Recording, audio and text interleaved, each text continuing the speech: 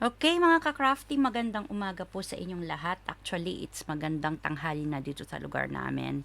And gawa lang po ako ng video na kahit hindi po ako marunong, siguro itong video ko na to wala pa talagang edit din. Yung mga upcoming videos natin, magkakaroon na ng mga edits. I'm gonna try my best. Pero I'm trying to save my time po kasi talaga ngayon na para po makagawa ako ng another template na maihabol ko po mamayang gabi.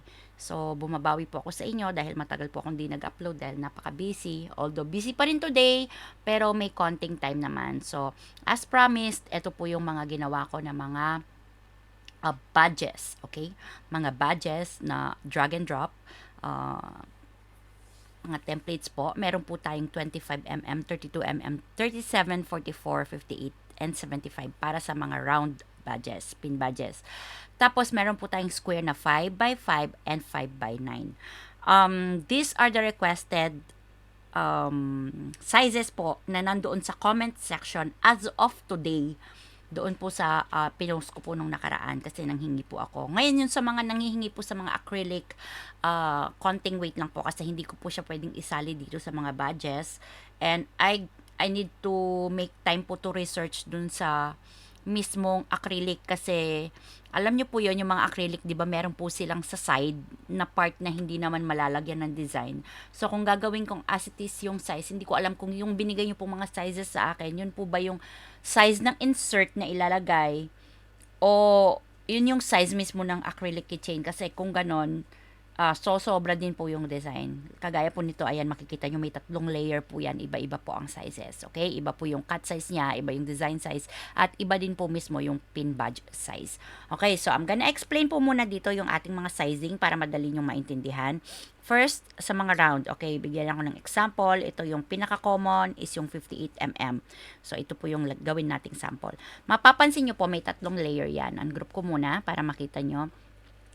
This is yung drag and drop natin na template. And this size is ito pong design size na 6x4 by 6x4. Okay? Tapos, this is the safe zone. Yung sinatawag po nating safe zone, makikita nyo, naaaninag nyo naman po siya dahil yung transparency nito hindi naka 100. Naaaninag nyo po. Yan po yung design na nasa harapan mismo ng badge. So, ito ay 58mm po eksakto. Okay? So, ito po yung design na dapat hindi lalampas dito yung ating mga design. Kung hindi, mapupunta na sa gilid or sa likuran ng badge. Okay? So, ito po yung safe zone natin. And then, finally, yung final po natin na layer is ito po yung cut line po natin. Ito po yung ginugupit natin kasi yung mga badge maker natin, kapag hindi po sakto yung gupit ninyo dyan, napansin nyo po, kayo po yung maggigitna ng item nyo dyan. Igigitna nyo yung papel, hirap na hirap ka maggitna. Tapos pag hindi mo nagitna ng maayos, paggawa mo ng badge, paling. Mayroon siyang puti sa gilid o hindi na sa gitna yung design. That's why we're making po this template natin para wala nang ganong mga situation. Okay po. So, ito na po siya.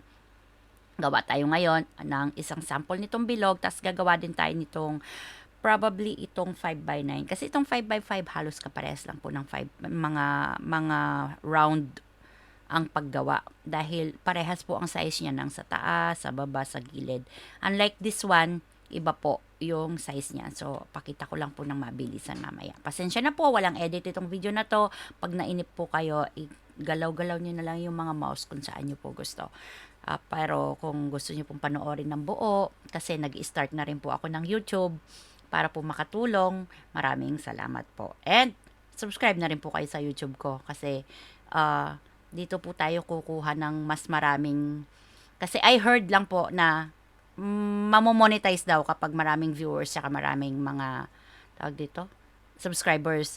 So pag nangyari yon, gusto ko pong lawakan kasi yung gagawin ko para sa community na hindi lang templates yung pamimigay ko na free kasi ang dami ko pong nakikita mga messages galing sa mga ka-crafty, nakikita ko talaga yung iba, gusto ko pong mag-start, wala akong laminator, gusto ko pong mag-start, wala akong ganito, gusto ko pong mag-start pero sa typewriting ko lang pinaprint sa kapitbahay, bibigay ko lang po sa anak ko para matuwa. Ang dami po nagme-message sa akin ng ganon. So parang na-compel tuloy ako na sabi ko, kahit hindi ako marunong gumawa ng video, gagawa po ako ng YouTube.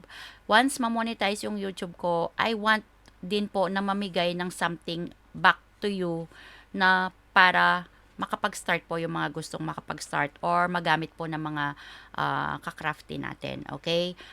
Hindi po ako mayaman so hindi ko po kayang i-provide ngayon yon. Sabi nga no, tong mga anak ko, Mami, may 10K followers ka na, hindi ka magpaparapol kagaya ng ginagawa ng iba. Saan ako kukuha ka ako ng pangparapol? Hindi naman tayo nagtatrabaho.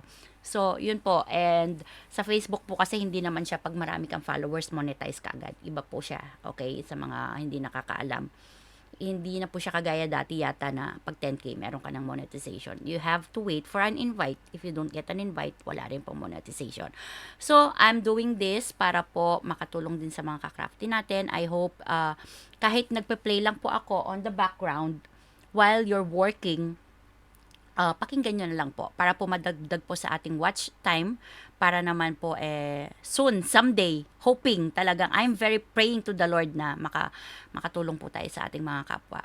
Yun po yung goal po ng paggawa natin ng mga ganito. Okay? So, go back na po sa ating tutorial. So, piliin po natin itong 75mm because ito po yung gustong-gusto kong mabili na mold para sa aking badge dahil 58 lang po ang meron ako as of now. Okay? I-copy lang po natin ito. Okay? Copy. Tapos, gagawa tayo ng bagong tab dito sa ating Canva. Okay? You can resize it. Wala pong magiging problema dyan sa size natin as long as square siya.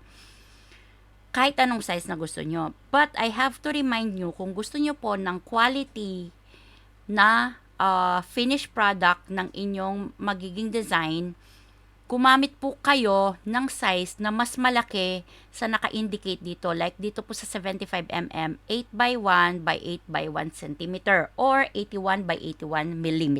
Okay? Diyan po ang gagamitin ninyong size para siguradong okay yung quality.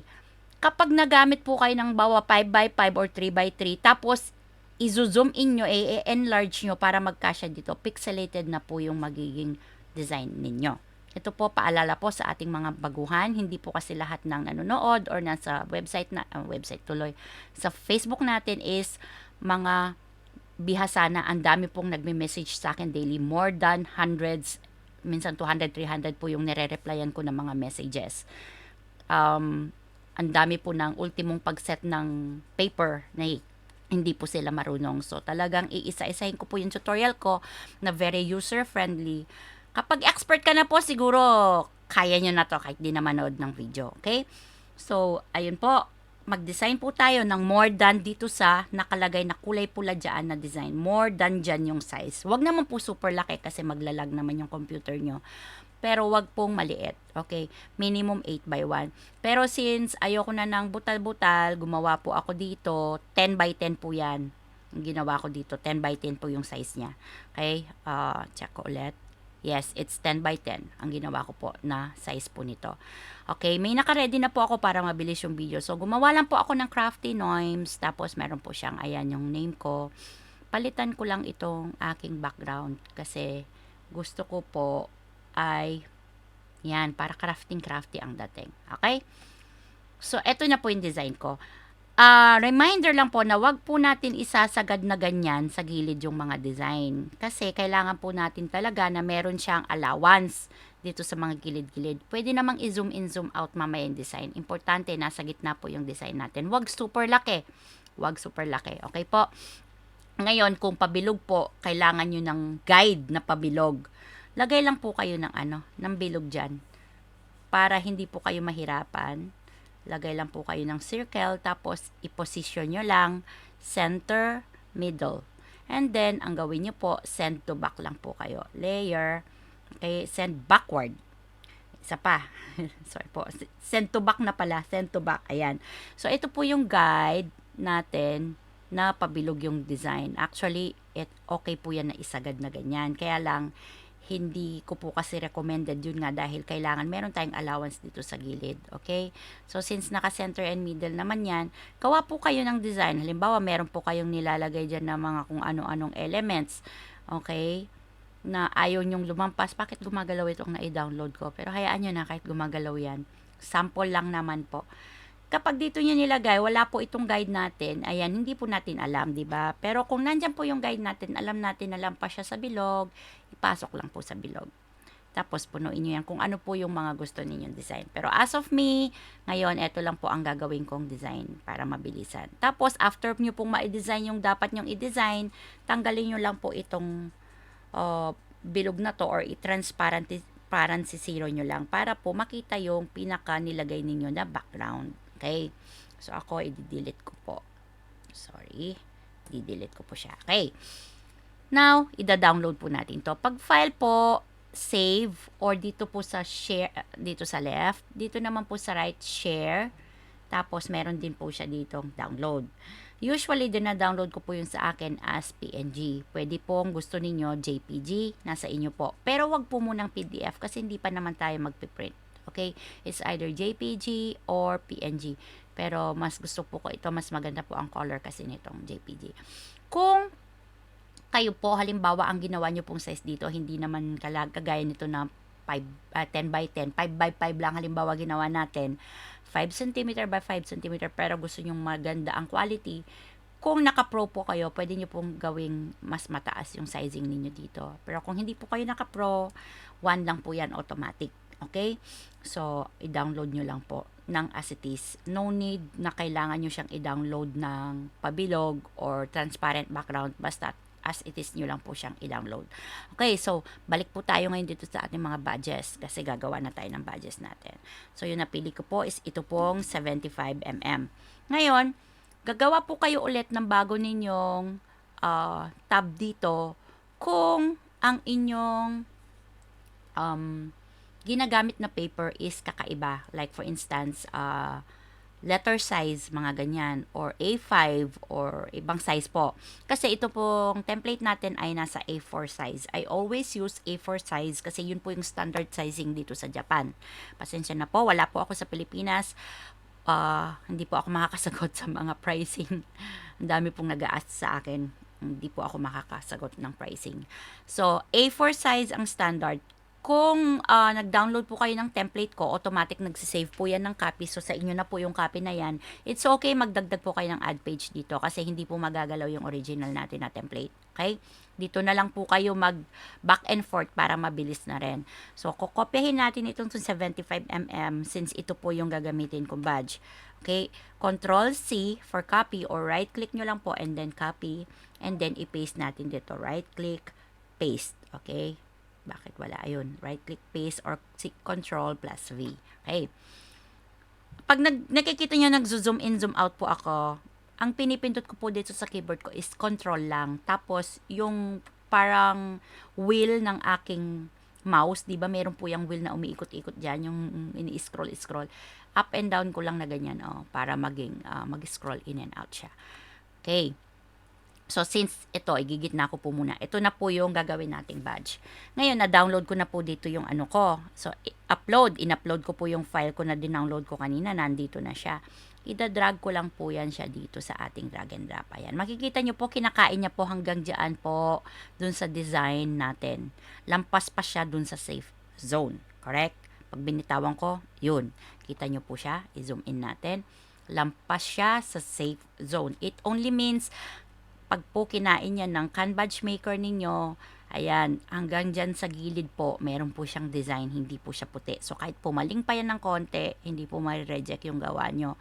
Pero, syempre, dahil eksakto naman itong cut size natin, hindi rin naman po yan papaling. I'm not sure sa ibang sizes po, okay? Dahil ang talagang meron po ako is yung 58mm lang.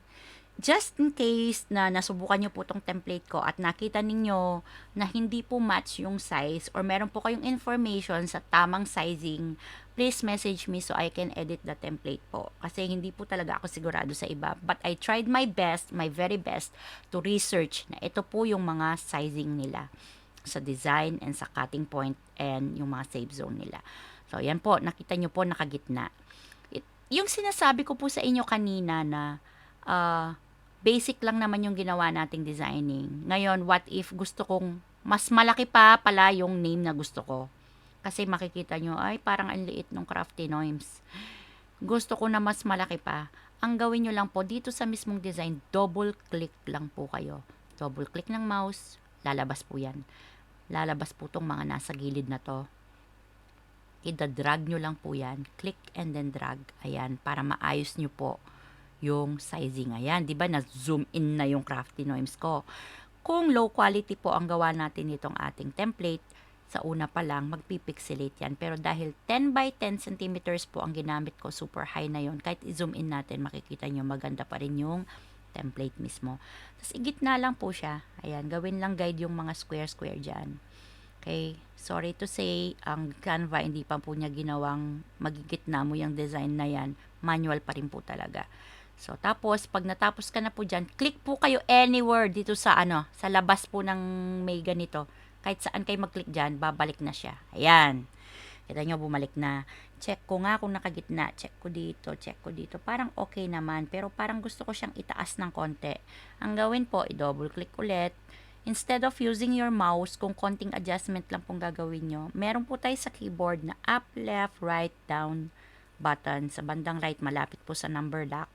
Ako po kasi naka-computer. Ngayon, kung naka-cellphone po kayo or naka-iPad, sorry po, talagang ida-drag nyo lang po siya ng paunti-unti. Pero para sa akin, dahil konti lang po ang adjustment, click lang po ako ng isang click. And then, babalik ko na siya. Ayan. When you feel na okay na po yung design niyo, so okay na siya. Ngayon, it's time na itago si safe zone kasi hindi naman kasama sa ipiprint natin yan. This is just a guide para makita nyo po, ayan o, makita nyo na talagang walang putol dun sa gusto ninyong design. Pag nasigurado nyo nang walang putol dyan, you can go to transparency. Make sure nakaklik po kayo dito kasi kung hindi kayo nakaklik dyan, walang lalabas na transparency. Okay? Click nyo lang po to, lalabas po yung yung transparency, may square. Pindutin nyo po yan. Naka 50 po yan para po nakikita yung nasa likod. Gawin lang po itong 100. Pag 100 niya, kita nyo, wala, nawawala yung nasa likod. Hindi nyo po kailangan i-move pa itong mga to. I-unlock nyo, tapos i-move nyo, tapos tatanggalin nyo yung sa likod. Pag ginawa nyo po yun, magugulo po yung template ninyo. So, para hindi magulo, transparency 100 lang po. After that, okay, click anywhere. So, yan na po yung template. Ngayon, sa mga nagtatanong, paano yan? Edi may square sa likod. Pag nag-layout ako, naglagay ako dito sa may corner lalabas. Check po natin ha. Palitan natin itong color ng ating background just to show you. Gawin natin gray. Ayan, makita nyo po, walang background po yan sa gilid. Transparent po yan. So, what you can do now is copy-paste na lang. Ito, naka-group po kasi to siya. Hindi po siya pwedeng, what do you call this? Basta-basta duplicate. Kapag nag-click lang kayo dyan, okay, sa mga beginners po sa Canva ito, nag-click kayo dyan, hindi nyo makita yung duplicate. Ra-right click kayo, pwede nyo po siya ma-duplicate. Pero ako, dahil since sanay ako dito, ako nag-duplicate, pag nag-click kayo dyan, click nyo po itong corner na to, dyan pa lang po lalabas yung duplicate. Minsan nawawala. Pero, yun nga po, yung sabi ko, pwede pong click lang dyan, right click, tapos duplicate lang po kayo, pwede naman dito. Or, Control D. Yan. Pag pindot nyo po, ayan o, lahat po sila, bilog talaga, walang background. Hanggang sa cut line lang talaga. So, kapag kayo po ay let's say, nagle-layout sa A4, okay? Ito po palang lumalabas sa Canva, bagong feature po ito, yung danger zone na sinasabi. Kung hindi po kayo borderless printer, huwag nyo pong ilalampas dito kasi mapuputol din po yan. Okay, hindi po kayo pwedeng mag-print ng borderless. Okay, so ilagay dyan. Ngayon, kung halimbawa, gusto po natin na sample lang. Okay po, sample lang po na Control D. Ay, yan, duplicate tayo. Yung sinasabi ko, dahil transparent siya, pwede natin yung parang iganyan, yung mga natin, yung mga layouts natin. Pwede natin siya yung iganon-ganon. Lalo na sa mga 58, tsaka mga maliliit, para mag-save po ng space. Pero ito, since malaki po siya, kahit anong gawin natin dito, parang hindi naman tayo makakasave ng space. So, i-layout lang po ninyo as how you like it, okay? Balik po natin sa white yung background natin kasi hindi po need ito na gawin natin grade. Meron pong cut lines tayo dyan na nakikita. Yan, tapos nyo lang po, punuin nyo lang po yan, ayusin nyo lang po yung kung paano nyo po gustong layout. Ako hindi ko na ayusin, hindi ko na kasi mabilis ang tutorial po ito. Nyo lang po, tawag dito, after nyo po may layout yan, i-print nyo na lang po, tapos i-cut nyo, tapos swak na po yan sa inyong Canva Maker, okay? Ngayon, tanggalin po natin ito, gawa naman tayo itong 5 by 9 natin. Okay? Balik tayo dito kanina dun sa 10 by 10 natin. Ayun. Yun. Meron akong ginawa dito para mabilis. Naglagay lang po ako ng background. So, ang gagawin po natin, okay, ulitin po natin. Kulang po tayo ng halimbawa, element, or kung meron po kayong in-upload dyan na background na gusto ninyo, okay? Ito rin, gamitin natin. Ayan. Ngayon, ang size po na gusto natin gawin is ito pong 5 by 9, right? So, ang design po niya is 9 by 6 by 5.6. Okay? Pwede na rin pong 5 by 9 ang gamitin, pero mas maganda itong cut size po, 6 by 10. Okay? Sundan po natin yung cut size niya, 6 by 10.4. Or, kahit hindi po eksakto, something like parang ganito. So, ang cut size niya 6 by 10. Gawin natin 6 by 11. Pwede naman po. 6 by 11. So, punta po tayo sa position. Ayan. Gawin po nating 11 ang width. Tapos, 6 po ang height. Okay? Tapos, ilock na po natin. Tapos, makita nyo po dyan, lampas po siya, di ba? Since nakalock naman yung ratio natin, pwede po nating isakto lang yan sa 10. Yan, ganyan. Susunod na po yan. Yan na po yung magiging pinakaano natin. Pwede nyo pong igitna, pwede nyo pong itaas, or pwede po nagagawa kayo, kagaya ng ginawa natin sa bilog, ng new template na 6 by 10. Parang ganon. 6 by 11. It's up to you. Pero since nandito na po ako, pakita ko lang sa inyo na kahit square po yung inyong pinaka-base, pwede po ninyong magamit. Kung talagang gusto ninyo na eksakto paglagay ninyo, pag wala na kayong gagawing edits, ay gawa po kayo ng bago dito. Gawa lang po tayo ng custom size ng width ng 11, tapos 6 ang height. Create new design. Dito po kayo mag-design. Para eksakto po siya pag download nyo rin. Ganyan po siya. Pero, pwede rin po kahit sa square. So, ipakita ko itong sa square para po dun sa mga nagmamadali na kahit square po yung ano nyo, magagamit nyo po talaga. And then, I can put some designs po in here. Like, for instance, yung mga uploaded ko. Kuha tayo. Si Captain Barbell nandito. Sige, si Captain Barbell. May nagpatulong po kasi sa akin na gumawa ng parang sa arko daw. Tinulungan ko. So, hindi ko kilala si Captain Barbell. Pero, ayan. Ganap ako sa online. Tapos, tagyan po natin ng ng outline kung gusto natin lagyan. Kulay puti or kulay red. Yeah. Lakihan natin. Ayan, design. Kunwari lang, ha? Huwag niyong tatawanan yung design ko na ganyan po. Kunwari lang yan. Okay, tapos i-download na po natin. Okay, file, download. Ayan, pagkagaya po kanina. So, balik tayo dito. Meron na po ako nakasample, hindi po si Captain Barbell. Ngayon, si Zoe po. Kunin po natin tong si Safe Zone. Ay, si Safe Zone tuloy. Si 5 by 9. Copy natin. Kagaya kanina, Control C. Okay, copy. Tapos dito po ay i-paste po natin. Sorry po, na-paste sa taas. Dito natin i-paste. Okay, ngayon, i-drag and drop po natin tong si Zoe. Makita nyo, meron po siyang border sa taas, tsaka dito sa baba. I-drag po natin yan. Ayan. So, pumasok pa rin siya sa safe zone. Pero kung makikita nyo, meron siyang puti sa taas, di ba? Ito po yung sinasabi ko kapag hindi siya sakto. Double click nyo po, i-move nyo lang po to. Pwede naman pong i-move up and down. Ayan, i-move nyo po hanggang pumasok siya sa safe zone ninyo. Ayan. So, ayan, nakapasok na sa safe zone. Pero parang gusto ko nang malaki ng konti si Zoe yung sagad-sagad siya dito. Kagaya po sa ginawa natin kanina, double click, tapos isagad po natin ng konti. Tapos igitna natin sa ating template para magandang tignan. Click sa labas. Ay, naputol, sumobra. Naputol siya doon. Kita nyo po, ayan. Ayoko naman. So, i-move natin ulit ng baba. 1, 2, 3, konti lang. Ayan, gusto ko na ng ganyan. Contento na ako kay Zoe na ganyan. Okay? Sige po. Contento na tayo. Ngayon, gagawin natin itong transparency 100. Ayan na po yung badge natin.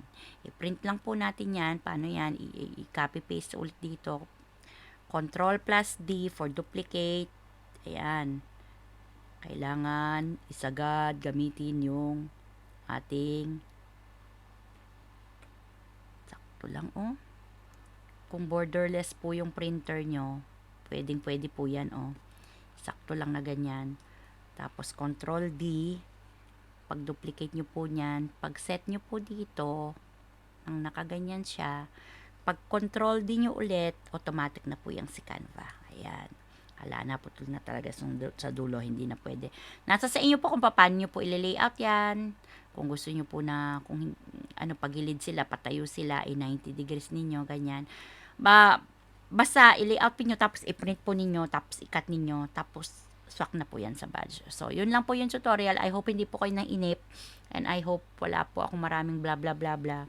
Maraming salamat po sa panonood, and God bless you po sa lahat. Thank you, and bye-bye po.